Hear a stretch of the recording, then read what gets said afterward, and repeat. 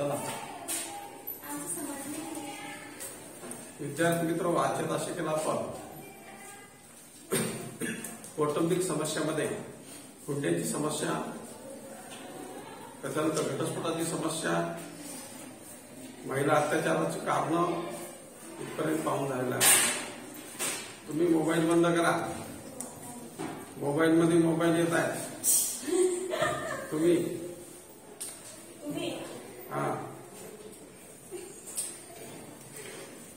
तर स्त्रियांच्या समस्येची का स्त्री अत्याचार नेमका कशा प्रकारचा असतो, तर आपल्याला आपल्या सभोवताली जे घडतंय तेच आपण जर टिपिकल लक्षात ठेवलं की उपासमार होते, मारझोड होते, छेडछाड होते, त्याच्यानंतर बलात्काराच्या घटना घडतात, सामूहिक हिंसा, कौटुंबिक हिंसा, घरेलू हिंसा, हे जी प्रकार आहे हे आपण नुसते टायटल लक्षात ठेवले तरी बाकीचं विश्लेषण आपल्याला आपल्या सभोवताली जे घडतं ते जर आपण मांडण्याचा प्रयत्न केला तर त्याच्यातून आपल्याला माहिती मिळत असते.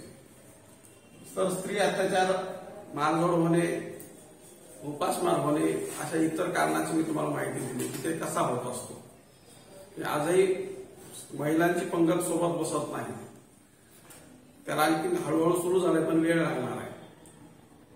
म्हणजे एका गाडीवर जर कुटुंब आलं तर पुरुषाचं पहिल्या पंक्तीमध्ये जेवण होतं, दुसऱ्या पंक्तीत दुसरी पंगत पुन्हा डबल पुरुषाची, तिसरी पंगत महिलांची आणि ती चालते अर्धा तास आणि त्यानंतर त्यांची सुटका होते.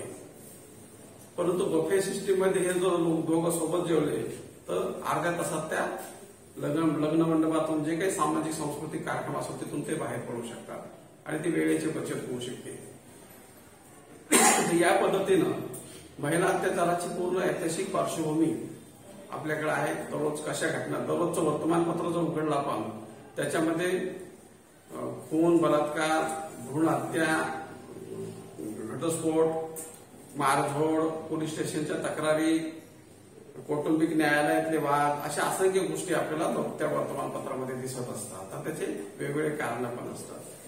तर हे पाहत असताना कौटुंबिक अत्याचाराचे वेगवेगळे प्रकार आपण पाहिले. हे सगळं अत्याचार किंवा एकंदरीत आता हुंडा, त्याच्यानंतर घटस्फोट, त्याच्यानंतर स्त्री अत्याचार, हे सगळं विषय जर संपवायचं असेल, कौटुंबिक अत्याचार जर थांबवायचा असेल तर काय काय करता येईल यालाच म्हणायचं त्याच्यावर उपाययोजना सुचवा किंवा काय उपाययोजना करता येतील. तर त्याच्यामध्ये हे टायटल आपल्याला लक्षात ठेवणं गरजेचं आहे की जसं आपण तिकडे सांगितलं शिक्षणात वाढ झाली पाहिजे, स्त्रियांचं स्वावलंबन वाढलं पाहिजे, स्त्रियांचं अर्थार्जन वाढलं पाहिजे, लोक चळवळ झाली पाहिजे, माध्यमामध्ये विकास झाला पाहिजे, माध्यमात आपले लोक असले पाहिजे, अशा असंख्य गोष्टी आहेत. तसंच आपल्याला काही टायटल जर तोंडपाठ असतील तर आपण त्याचं विश्लेषण करू शकत असतो. त्याचा आहे निषेध, म्हणजे कौटुंबिक अत्याचाराचा उपाय काय, तर जिथं जिथं अशा पद्धतीचा कौटुंबिक अत्याचार घडून येताना दिसतोय त्या ठिकाणी अशा व्यक्तींचा निषेध करणे.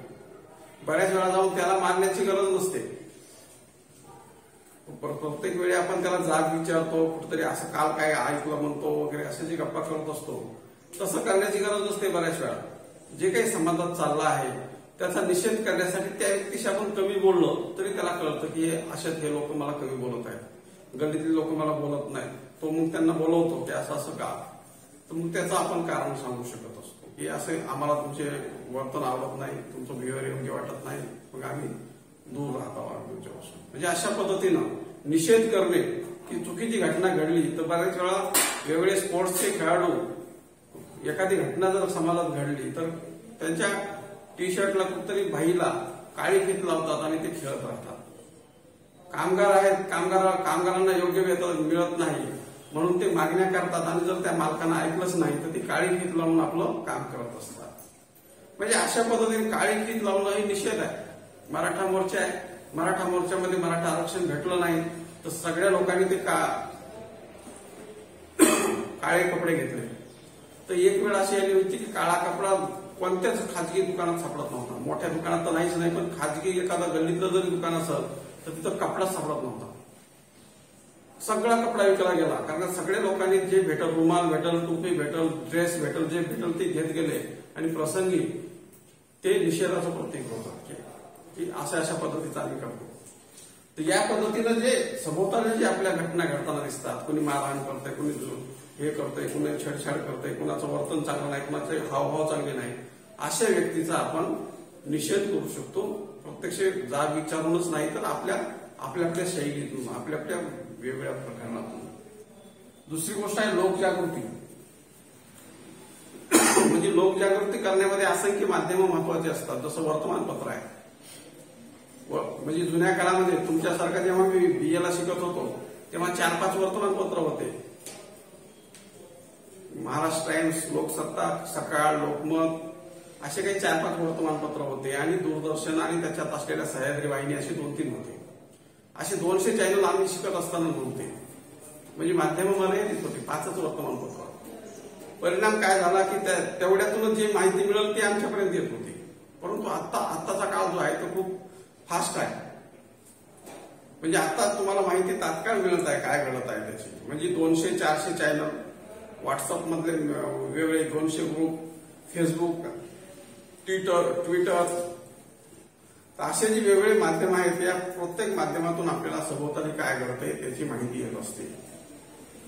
म्हणजे कोरोनाची दुसरी लाट येत आहे हे आता का इतक्या फास्ट का कळत आहे की माध्यमं इतकी वेगानं काम करत आहे की ती माहिती आम्हाला पुरवत आहे. तर या पद्धतीनं लोकजागृती की हुंडा कशाला म्हणायचा, घटस्फोट कशाला म्हणायचा, हुंडा का द्यायचा, आमच्या बाजूने किती कायदे आहेत, कोणते कायदे आहेत, त्यानुसार काय होतंय ही सगळी माहिती आम्हाला जर असली तर त्या अशा व्यक्तींचा छळ होत नाही. कोणते कलम आमच्या बाजूने आहेत, कोणता कायदा आमच्या बाजूने आहे, संपत्तीत आम्हाला वाटा आहे का नाही, सगळी माहिती या कायद्याच्या आधारे आपल्याला मिळत असते. आणि ही माहिती जर आपल्याला असेल तर आपल्यावर अत्याचार होण्याची शक्यता कमी असते. म्हणजे शेत जर मुलाच्या नावाने करायचं असेल तर अगोदर मुलीच्या सहीची गरज नव्हती.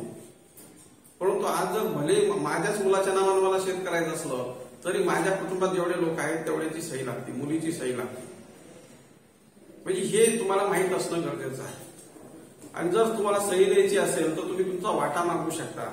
आणि प्रत्यक्ष वाटा घ्यायचा नसेल तर तुम्ही काही मोहमी रक्कम मागू शकता. की तुम्हाला घ्यायचंच नसेल तर तुम्ही सरळ सही देऊ शकता. पण ते तुमच्या निर्णय स्वातंत्र्यावर अवलंबून आहे.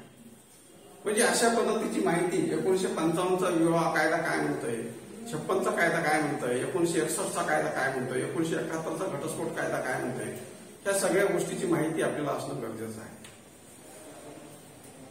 जर अशी माहिती असेल तर आपला छळ होण्याची शक्यता नसते. ज्याला कायद्याची माहिती नसते अशाच लोकांचा छळ होत असतो. तर असे जे काही समाजामध्ये स्त्री चळवळीचं जे आंदोलन आहे, भले आपल्याला त्या औरंगाबादच्या स्त्री चळवळीच्या आंदोलनामध्ये जायचं नाही, नागपूरला स्त्री चळवळीचं खूप मोठं एक आंदोलन चाललंय त्याच्यात आम्हाला भाग घ्यायचा नाही, पण वर्तमानपत्रामध्ये 5व्या पानावरची काही त्याच्यामध्ये माहिती येत असते ती आपण वाचली पाहिजे. म्हणजे नागपूरला एक सीमाताई साखरे म्हणून महिला कार्यकर्त्या आहेत, तर त्या स्त्री चळवळीचं खूप मोठं आंदोलन चालवतात, चळवळ चालवतात. तर त्याच्यामध्ये त्या ठिकाणी असंख्य स्त्रिया येतात तिथं आणि ती आपली गाणी सांगत असतात.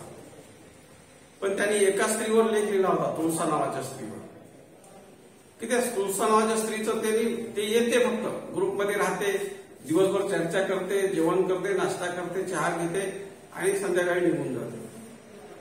तर त्या इतर 25 स्त्रियापेक्षा त्या स्त्रीकडे त्यांचं लक्ष यासाठी गेलं की या स्त्रीनं घरानं काहीच सांगितलं नाही, आपला प्रश्न आपण सोडवला आणि इथं मांडायचं काहीच नाही, फक्त यांचं ऐकायचंय मला, बाकीच्या स्त्रिया काय म्हणतात ते ऐकायचे यासाठी ती स्त्री येत होती. म्हणजे आपले प्रश्न आपल्याला सोडवता आले पाहिजे, आपले प्रश्न आपल्याला मार्गी लावता आले पाहिजे, आपल्या प्रश्नातून आपल्याला मार्ग काढता आला पाहिजे. हे जर घडत असेल तर ते शिक्षण आहे आणि ते शिक्षण आपल्या कामी येणार आहे. दुसऱ्याची मदत गरज पडेल तिथं घ्यायची असते, बरेच प्रश्न आपलेच असतात.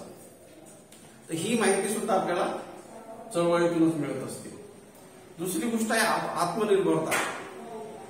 मी पाहिलं की जसं आपण संबोधाने पाहत असतो की कोंबड्याचा बळी दिला जातो, बकऱ्याचा बळी दिला जातो, शेळीचा बळी दिला जातो, कबूतर आपण हातात पकडतो त्याला काढतो.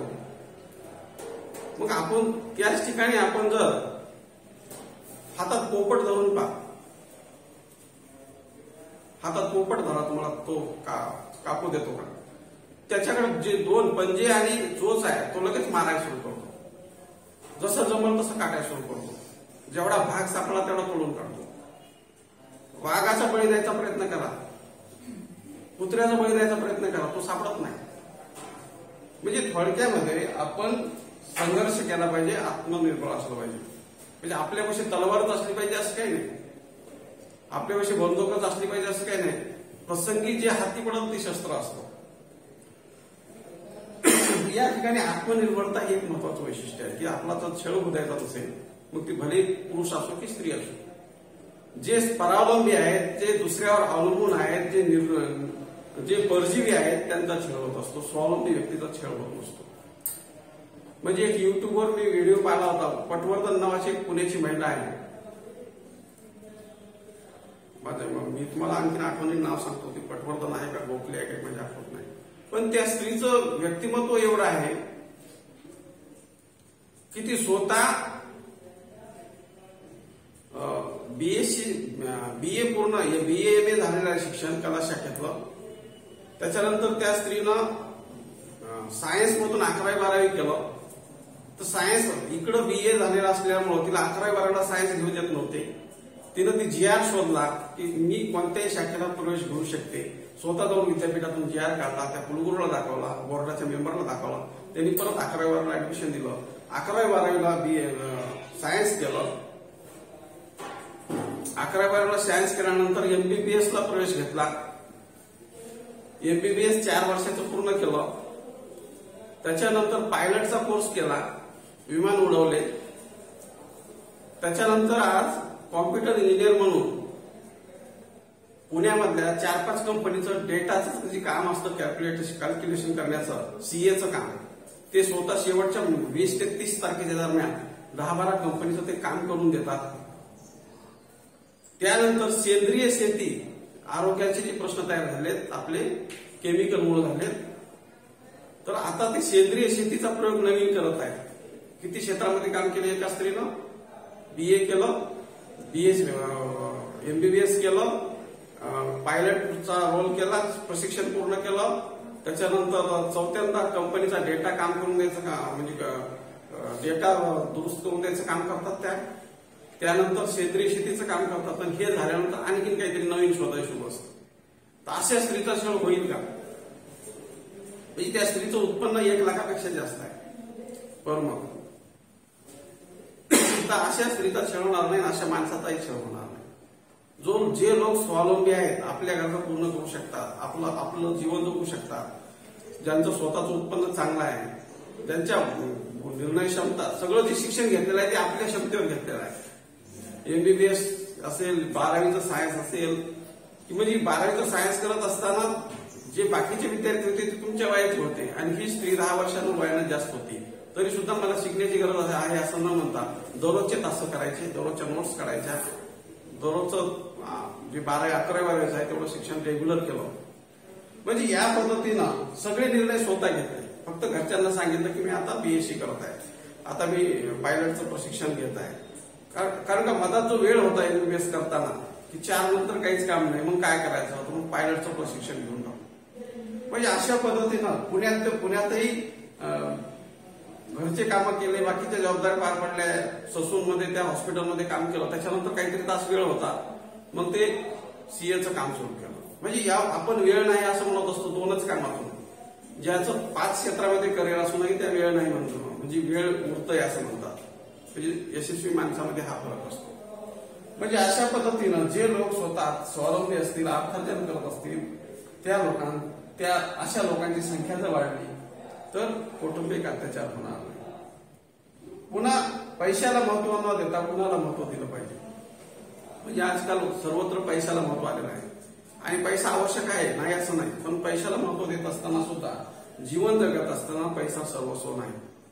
जर पैसा जर सर्वस्व असता तर श्रीमंत लोकांनी आत्महत्या केल्या नसत्या.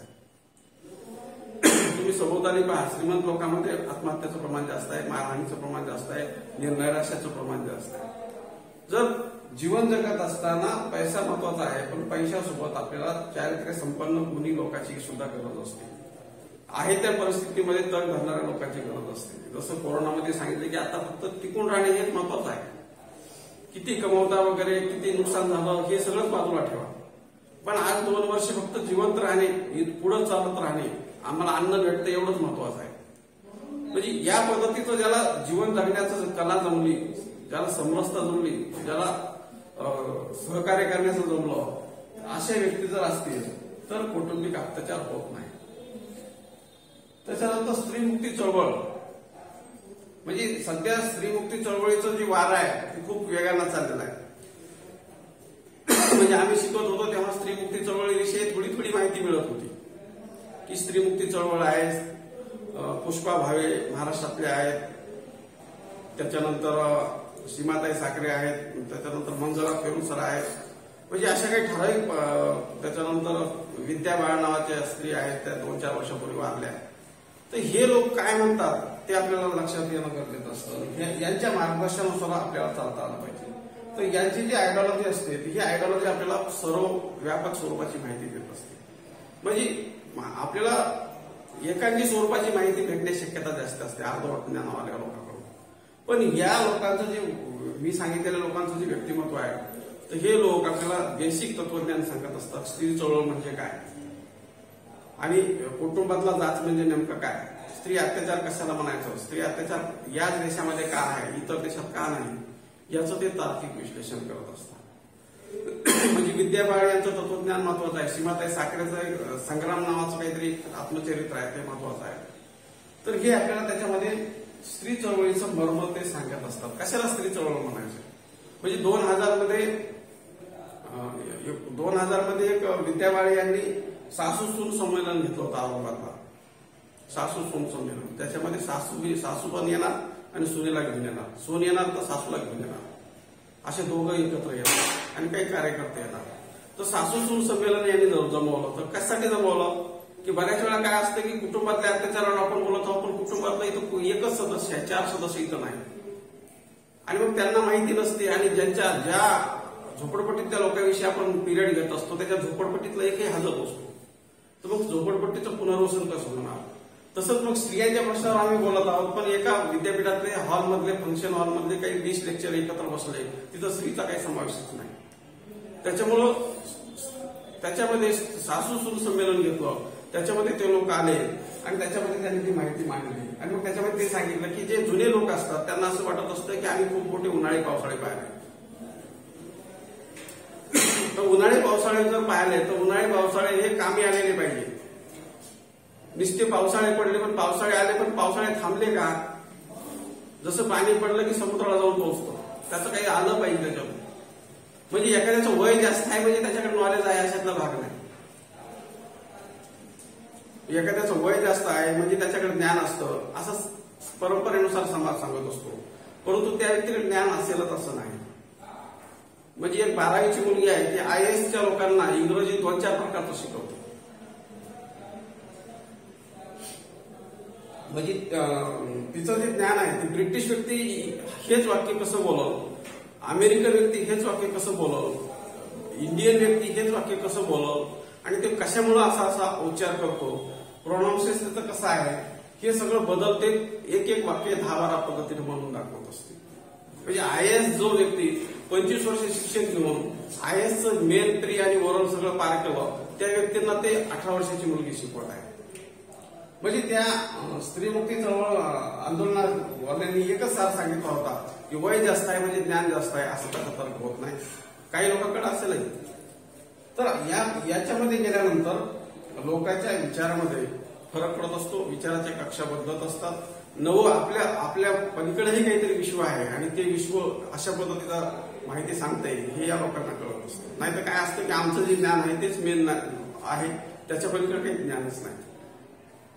म्हणजे या पद्धतीनं स्त्री अत्याचार जर संपवायचा असेल तर जे लोक अत्याचार करतात त्यांचा निषेध केला पाहिजे. समाजामध्ये अशा घटनेविषयी जागृती झाली पाहिजे. म्हणजे याची आकडेवारी समोर आली पाहिजे. कशा घटना घडतात, कुठं घडतात, कोणत्या राज्यात जास्त घडतात, का जास्त घडतात, केरळ सारख्या राज्यात का घडत नाही, तर तिथं शिक्षण जास्त आहे. त्याच्यानंतर स्वावलंबी व्यक्ती असल्या पाहिजेत. त्याच्यानंतर चारित्र्य संपन्न लोक असले पाहिजेत.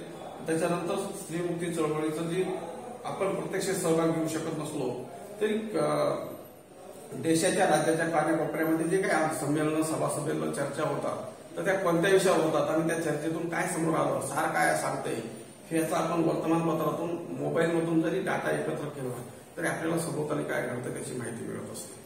तर या पद्धतीनं स्त्री अत्याचार कशाला म्हणायचं आणि स्त्री अत्याचाराचं कशा पद्धतीने उपाययोजना करता येतील याचं हे सार आहे. या पद्धतीनं जर जाल तर स्त्रियांच्या समस्या संपुष्टात येऊ शकतात किंवा कमी तर नक्कीच होतील असं आपल्याला सांगता येत असतं. तर हा व्हिडिओ आवडला तर लाईक करा, शेअर करा. धन्यवाद.